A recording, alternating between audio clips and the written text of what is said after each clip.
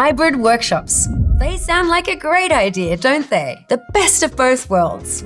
Some people in the room, some online, everyone working together in perfect harmony. Except that's not what actually happens. The people in the room tend to dominate the discussion while the virtual attendees struggle to get a word in. Side conversations spark up, leaving remote participants totally out of the loop. The facilitator is stretched thin, trying to balance two completely different experiences at the same time. And by the end of the session, instead of people feeling aligned, everyone just feels more frustrated. Now, I wish I could tell you I had a simple, foolproof way to make hybrid workshops seamless, but the truth is, most experienced facilitators avoid them for a reason. They are really hard to get right, but that doesn't mean they're impossible. Recently, I was in a coaching session with a group of expert facilitators, and we had a deep discussion about hybrid workshops. The consensus? They're tough, but we also uncovered some insights, real practical ways to make them work better. So in this video, I'm going to break down exactly why hybrid workshops tend to fail, share 3 key takeaways that might just save your next hybrid session, and help you decide if it's even worth doing one in the first place. So let's get into it. I asked my community of professional facilitators if they'd ever run a successful hybrid workshop, and the overwhelming response was, "We avoid them."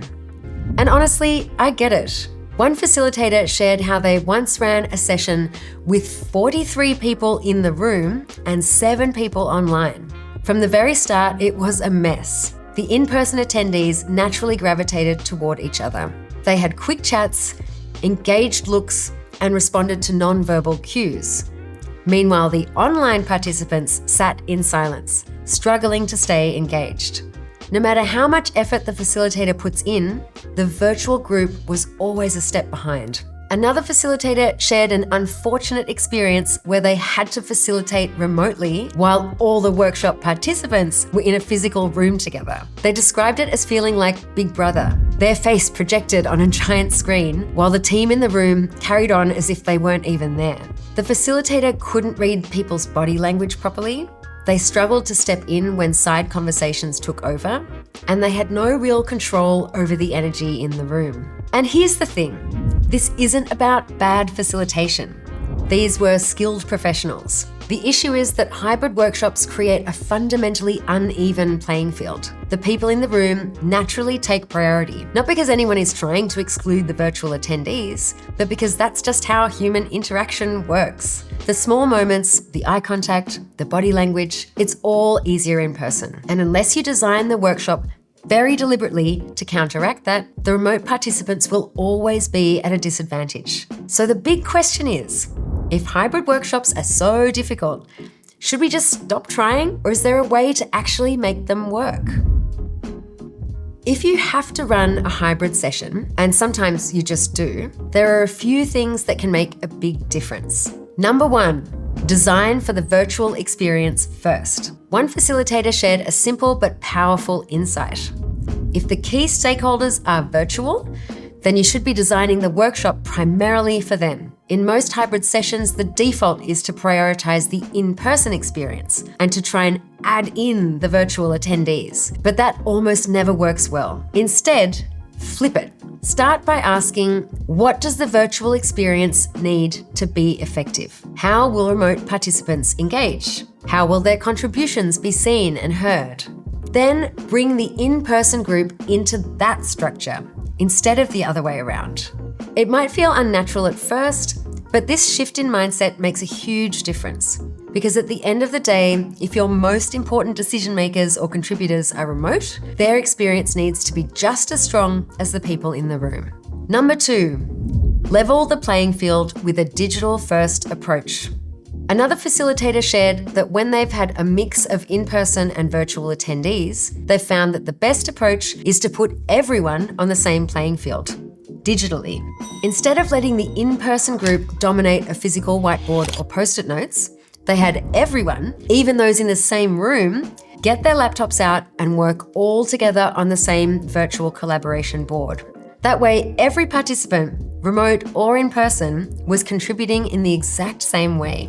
This eliminates a lot of the issues that come from physical versus digital spaces competing for attention. It keeps everyone aligned and makes sure that remote attendees aren't just an afterthought. Number 3, pair up remote participants with in-person buddies. This approach was something I had never heard before, but I love it. One facilitator experimented with a buddy system. If there were only a few remote participants, each one was paired up with someone in the room. That person was responsible for keeping them in the loop, bringing their contributions into the discussion, making sure their voice was heard, and even carrying an iPad or laptop around so that the remote person could move with them during the group activities. This is such a clever way to make hybrid sessions more interactive and personal. It's not always feasible, and if you have a larger remote group, it gets even more complicated. But for smaller hybrid setups, this could be a game changer. Now, does any of this completely fix all the challenges of hybrid workshops? No. They're always going to be harder to facilitate than fully in-person or fully remote sessions, and they'll feel less smooth for participants. But these tactics can at least create a more balanced and inclusive experience. Before you even start planning a hybrid session, ask yourself, do we actually need to do this? One facilitator in our coaching call said something that stuck with me. If given the choice, I'd rather just make everyone go virtual. And honestly, I agree. That's often the best option. If even part of your group is remote, fully virtual is usually the most equitable choice. Everyone has the same experience. Everyone is on the same platform. There's no hierarchy between who's in the room and who's behind a screen. So if hybrid isn't absolutely necessary, don't force it. Either bring everyone together in person or run the whole thing online. You'll save yourself a ton of headaches. But if hybrid is the only option, then be intentional. Design for virtual first, create a level playing field, and find ways to actively bridge the gap between in-person and remote participants. That's how you make it work. Hybrid workshops aren't easy, but with the right structure, they can work. The key is to stop treating remote attendees as an afterthought, as though they have equal ability to engage. Accept that you'll need to make extra effort and start designing the experience with a digital-first approach. And what about your experiences? I'd love to hear from you. Have you ever facilitated a hybrid workshop? What worked and what didn't? Drop a comment below. I'd love to learn from your experiences too. I dive deeper into more facilitation insights in my free 90-minute training.